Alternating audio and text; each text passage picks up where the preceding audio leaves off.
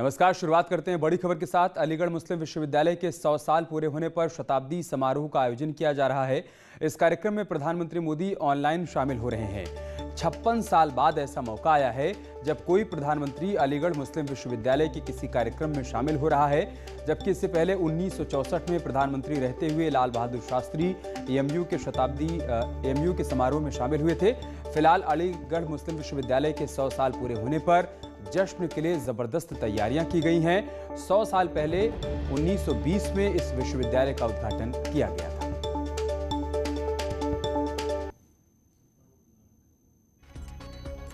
दो तस्वीरें हम आपको दिखा रहे हैं। प्रधानमंत्री मोदी आज ऑनलाइन कार्यक्रम को संबोधित करेंगे। 100 साल पूरे हो गए हैं अलीगढ़ मुस्लिम विश्वविद्यालय को, ऐसे में शताब्दी समारोह का आयोजन किया गया है जिसमें पीएम मोदी छात्रों को संबोधित करेंगे। और दूसरी तस्वीर आप देखिए, एएमयू का ये वो कैंपस है जो 100 सालों का इतिहास अपने आप में समेटे हुए है और आज यहाँ पर प्रधानमंत्री मोदी छात्रों से मुखातिब होंगे, उनको संबोधित करने वाले हैं।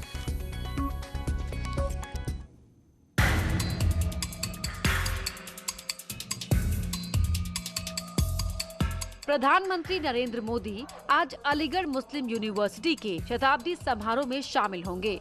इस कार्यक्रम को पीएम मोदी वर्चुअली संबोधित करेंगे, यानी कि मोदी अलीगढ़ जाएंगे नहीं बल्कि वीडियो कॉन्फ्रेंसिंग से जुड़ेंगे। मैं प्रसिद्ध अलीगढ़ मुस्लिम यूनिवर्सिटी 22 तारीख को अपना शताब्दी वर्ष समारोह मनाने जा रहा है। देश के प्रधानमंत्री नरेंद्र मोदी जी वीडियो कॉन्फ्रेंसिंग के जरिए शताब्दी वर्ष समारोह को संबोधित करेंगे, जिसको लेकर एएमयू में तैयारियां जोर शोर से शुरू कर दी गई हैं। वहीं कुछ छात्रों ने इसका विरोध और आपत्ति भी जताई है। आखिरकार कौन है वे छात्र जो इस तरीके का विरोध और आपत्ति जता रहे हैं? अलीगढ़ मुस्लिम यूनिवर्सिटी में प्रधानमंत्री मोदी के कार्यक्रम को लेकर तैयारियां पूरी कर ली गई हैं। जो छोटे मोटे काम बचे हैं उसे पूरा करने में यूनिवर्सिटी प्रशासन जुटा हुआ है, लेकिन इन सब के बीच छात्रों का एक गुट और इरफान हबीब जैसे लोग पीएम मोदी के कार्यक्रम से खुश नहीं हैं। विरोध करने वालों का कहना है कि पीएम मोदी ना तो यूनिवर्सिटी के स्कॉलर हैं और ना इनका कोई इससे वास्ता है, तो फिर इन्हें क्यों बुलाया जा रहा है? या फिर बाबरी मस्जिद का फैसला रहा हो, या फिर ट्रिपल तलाक का कानून रहा हो, या 370 वाला मामला रहा हो, या हाल ही फिलहाल में भी सीएनआरसी को लेके जो कानून आया था, तो उसमें जो मुसलमानों के साथ जो ज़ख्म दिए गए, उनको परेशान किया गया, तो कहीं ना कहीं मुसलमानों के दिल में इस बात का दर्द रहता है कि मोदी जी मतलब कोई एक ही कम्युनिटी को लेके चलते हैं। मुस्लिम्स के लिए उन्होंने कुछ नहीं किया। अलीगढ़ मुस्लिम यूनिवर्सिटी जो है ये मुस्लिम्स का फेस है, बहुत बड़ी यूनिवर्सिटी है ये। हाँ, मेरे लिए सबसे बड़ी खुशी की बात है कि 22 तारीख को जो है मेरी यूनिवर्सिटी का 100 साल होने जा रहा है, जो अलीगढ़ फैडर्निटी के लिए इससे खुशी की कोई बात नहीं हो सकती।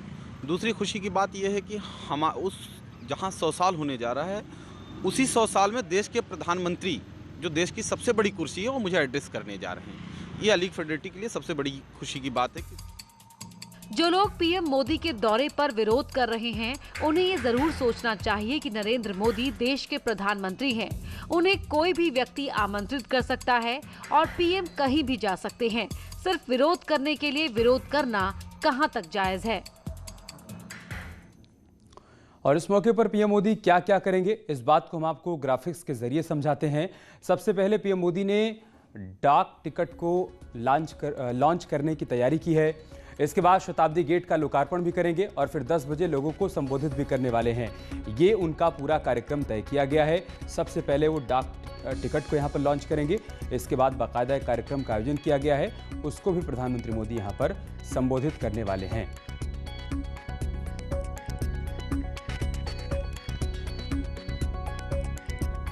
इसके अलावा आपको ये भी बता दें कि एएमयू का इतिहास क्या कुछ रहा है।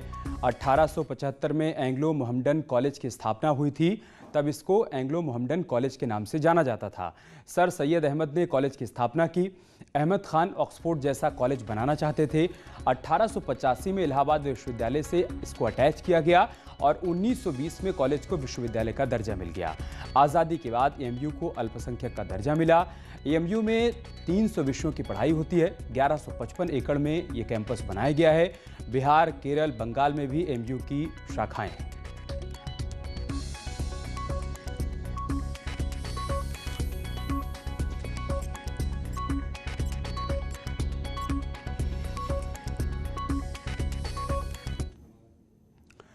प्रदेश में लगातार ठंड बढ़ती जा रही है। इस ठंड से बचने के लिए प्रदेश सरकार ने जगह जगह लोगों के रहने के लिए व्यवस्था कर रखी है ताकि प्रदेश के लोगों को ठंड से बचने में मदद मिल पाए। वैसे तो सरकार ने हर जिला प्रशासन को रैन बसेरे बनाने और उनमें सुख सुविधाओं की व्यवस्था करने के निर्देश दिए हैं, लेकिन योगी आदित्यनाथ भी लगातार सक्रिय हैं। उनकी तरफ से भी निर्देश दिए जा रहे हैं कि व्यवस्थाओं को मुकम्मल रखा जाए।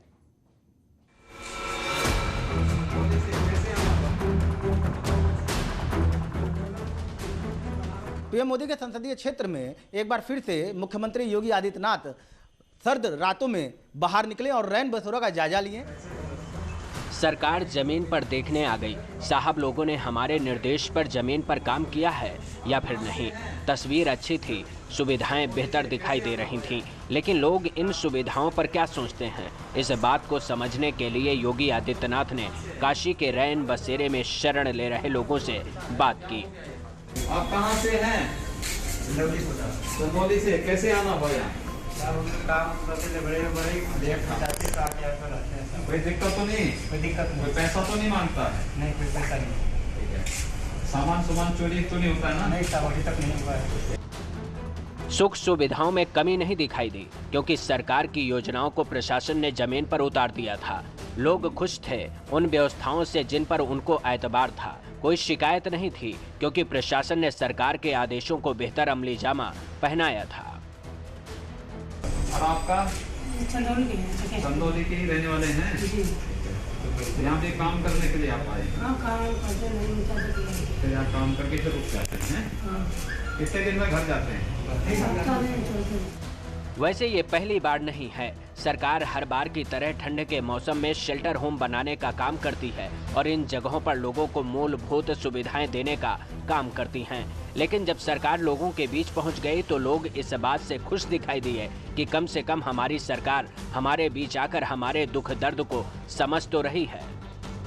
आपका फ्रैक्चर हो गया, आप कैसे काम करेंगे? बस सर यही तो दिक्कत हो गई है। ये कहाँ कराया? सर पैसे भी नहीं था मेरे पास, तो पहले गए तो बोले कि सरकारी खजाने में 400 रुपये जमा करना पड़ता है। तो गए इमरजेंसी में जाकर के बोले कि सरकारी यहाँ पे बैठते हैं। आपने कार्ड नहीं बनाया आयुष्मान भारत वाला? नहीं सर, वो सब बनवाना चाहिए ना। दरअसल जिस व्यक्ति के साथ मुख्यमंत्री की चर्चा होती आपने देखी, वो एक्सीडेंट के बाद चोलापुर से चलकर अपने हाथ में प्लास्टर कराने आया था। देर होने के चलते शेल्टर होम का सहारा ले लिया और फिर इस मौके पर मुख्यमंत्री से मुलाकात हो गई। योगी ने पूछ लिया तो मजदूर ने अपनी पीड़ा को सरकार से साझा कर लिया और इस दर्द को सुनकर योगी आदित्यनाथ ने अधिकारियों को आयुष्मान योजना का लाभ दिलाने के निर्देश दिए हैं। वाराणसी से न्यूज 18 के लिए रवि पांडे की रिपोर्ट।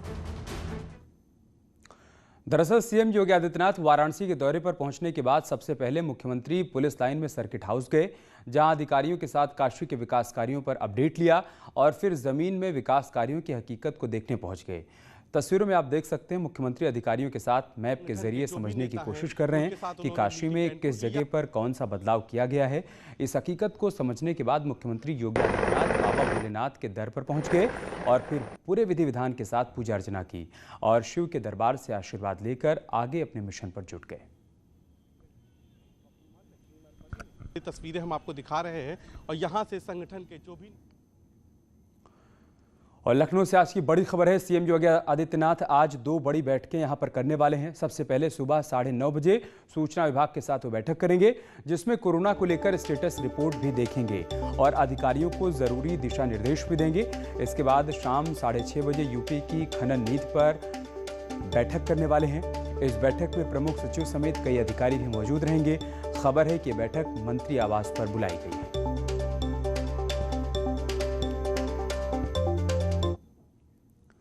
सऊदी अरब के सिविल एविएशन डिपार्टमेंट ने विमान सेवाओं पर रोक लगा दी है। खबर है कि सभी अंतर्राष्ट्रीय विमान सेवा 1 हफ्ते के लिए सस्पेंड कर दी गई है।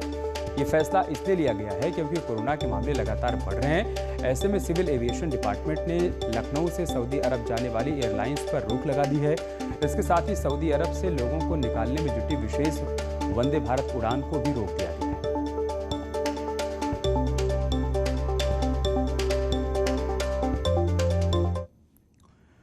रामपुर से एसपी सांसद आजम खां की मुश्किलें कम होने का नाम नहीं ले रही हैं। वो पिछले 10 महीने से सीतापुर जेल में बंद हैं। आज उनकी मुरादाबाद की विशेष कोर्ट में पेशी होनी है। ऐसे में सीतापुर जेल से मुरादाबाद लाने के लिए प्रशासन ने पुख्ता इंतजाम कर रखे हैं। इस सुनवाई के बाद एक बार फिर से आजम खां को सीतापुर जेल में बंद कर दिया जाएगा।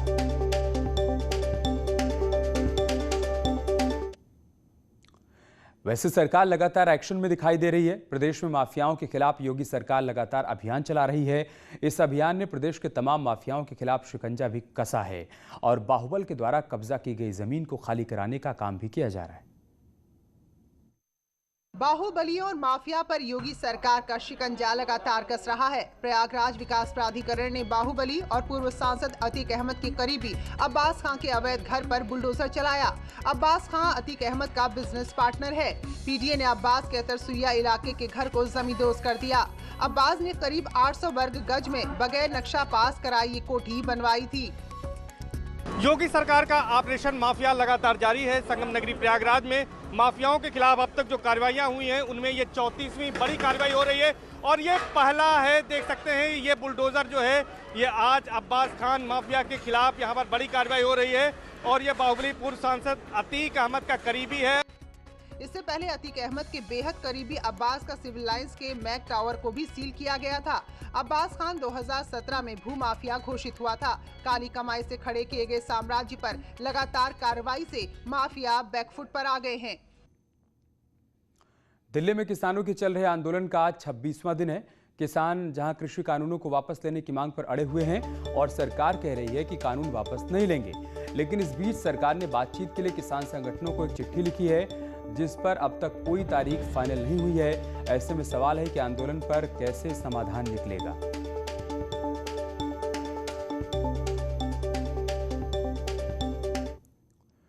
उधर कृषि कानून के विरोध में बरेली के किसान बरेली मंडल के किसान आंदोलन में शामिल होने के लिए निकले। दिल्ली बॉर्डर पर चल रहे आंदोलन में शामिल होने के लिए सैकड़ों की संख्या में किसानों का ये रेला निकला था। हंगामे के चलते पुलिस फोर्स की यहां पर तैनाती की गई। कुछ किसानों को प्रशासन ने समझा बुझाकर वापस लौटा दिया।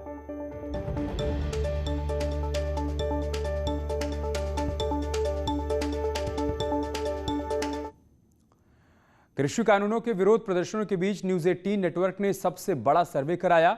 इस सर्वे में ज्यादातर किसान और लोग कृषि कानूनों के समर्थन में दिखाई दिए। न्यूज 18 नेटवर्क ने कृषि कानूनों और कृषि सुधार पर सबसे बड़ा सर्वे कराया, जिसमें 22 राज्यों और केंद्र शासित प्रदेशों के 2400 से ज्यादा किसानों और आम लोगों की राय ली गई। हमने लोगों से पूछा कि आप कृषि में सुधार और आधुनिकीकरण का समर्थन करते हैं, जिस पर करीब 59% लोगों ने हाँ कहा और करीब 41% लोगों ने नहीं कहा। हमने पूछा कि क्या इससे कृषि का आधुनिकीकरण और किसानों को फायदा होगा, जिस पर 70% से ज्यादा लोगों ने हाँ कहा, जबकि 11% से ज्यादा लोग इससे सहमत नहीं दिखे। हमने पूछा कि क्या नए कानून किसानों को मंडियों के बाहर फसल बेचने की आजादी देते हैं। इस पर 76% से ज्यादा लोग सहमत दिखे, जबकि करीब 24% से ज्यादा लोगों ने इस पर असहमति जताई। हमने पूछा कि क्या नए कानून से किसानों को ज्यादा विकल्प और उत्पाद की अच्छी कीमत मिलेगी। इस पर 64% लोग सहमत नजर आए, जबकि करीब 35% लोगों ने कहा नहीं। हमने सर्वे में पूछा कि क्या प्रधानमंत्री ने एमएसपी जारी रखने का भरोसा दिलाया है, आपको इसकी जानकारी है। इस पर 76% से ज्यादा लोगों ने कहा हाँ, जबकि 23% से ज्यादा लोगों ने कहा कि उन्हें इसकी जानकारी नहीं है। हमने आगे पूछा कि क्या एमएसपी व्यवस्था जारी रखने के सरकार के लिखित भरोसे का समर्थन करते हैं। इस पर करीब 59% लोगों ने कहा हाँ और 11% के करीब ने कहा नहीं।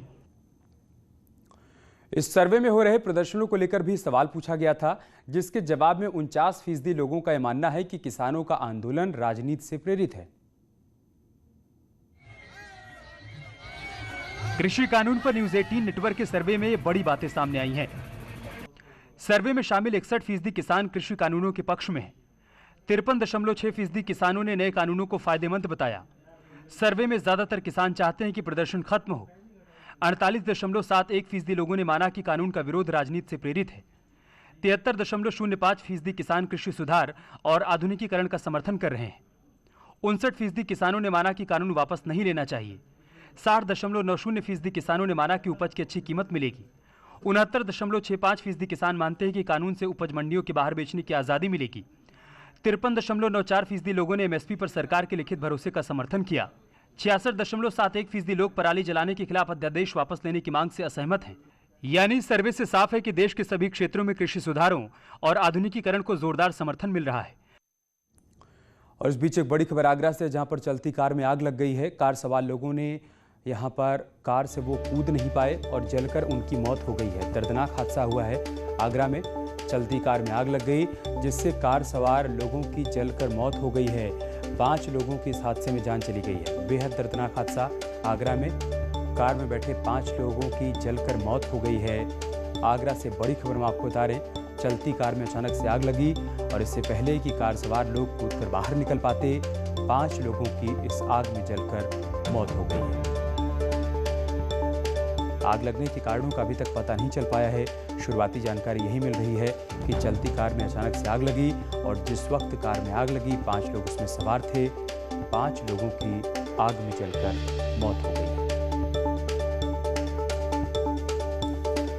तो दुखद खबर सामने आई है आगरा से। यहाँ चलती कार में आग लगी और 5 लोगों की जान चली गई है। हमारे सहयोगी आरिफ आगरा से हमारे साथ जुड़ चुके हैं। आरिफ, क्या जानकारी है आपके पास? देखिए अमित, ये लखनऊ नंबर की कार बताई जा रही है और ये दिल्ली की ओर से जा रही थी। देखिए जैसे ही ये टैंक बस जो ट्रक है उससे टकराई है, उसके बाद इसमें जो 5 लोग बैठे हुए थे, 5 लोगों की मौत हो गई है। दरअसल जो कार है उसमें भीषण आग लगी है। भीषण आग लगने की वजह से 5 लोगों की मौत हुई है। फिलहाल बचाव राहत कार्य जारी है। तमाम पुलिस फोर्स मौके पर मौजूद है। जी आरिफ, इन लोगों के नाम पते के बारे में कोई जानकारी अब तक मिल पाई है? देखिए अभी बहुत ज्यादा डिटेल नहीं मिल पाई है, क्योंकि आग बहुत भीषण थी और जिसकी वजह से कार पूरी जलकर खाक हो गई है। फिलहाल इतना पता चल पाया है कि ये लखनऊ के नंबर की कार बताई जा रही है, लेकिन ये क्या लोग वाकई लखनऊ के थे, कहीं बाहर के थे या कार किसी और की थी, तो अभी इस तरह की तमाम जांच है वो चलेगी। क्योंकि अभी आग लग गई है, थोड़ा वक्त लगेगा, उसके बाद पूरी डिटेल मिल पाएगी। आखिर लोग कौन थे, कहाँ जा रहे थे, क्या उनका मोटिव था, कैसे क्या इनका था पूरा मामला, इसको लेकर अभी पुलिस जो है जांच पड़ताल करेगी। जी आरिफ, आप बने रहे हमारे साथ। तस्वीरें भी हम दर्शकों को दिखा रहे हैं। यही वो कार है जो हादसे का शिकार हुई है। आप देखिए कैसे कार जल रही है और इस कार में बैठे 5 लोगों की जलकर मौत हो गई है। बेहद दर्दनाक और भीषण हादसा सामने आया है आगरा से। हमारे सहयोगी आरिफ ये बता रहे हैं कि ये लखनऊ नंबर की कार है। ऐसे में इस बात के कयास लगाए जा रहे हैं कि कार लखनऊ से आ रही होगी और इसी दौरान यहाँ पर इसमें आग लगी, जिसमें जलकर 5 लोगों की मौत हो गई है। शुक्रिया आरिफ आपका हमारे साथ जुड़ने के लिए और जानकारी हमको पहुंचाने के लिए। यार रुक रहे एक छोटी सी ब्रेक के लिए, जल्द लौटेंगे कुछ और खबरों के साथ।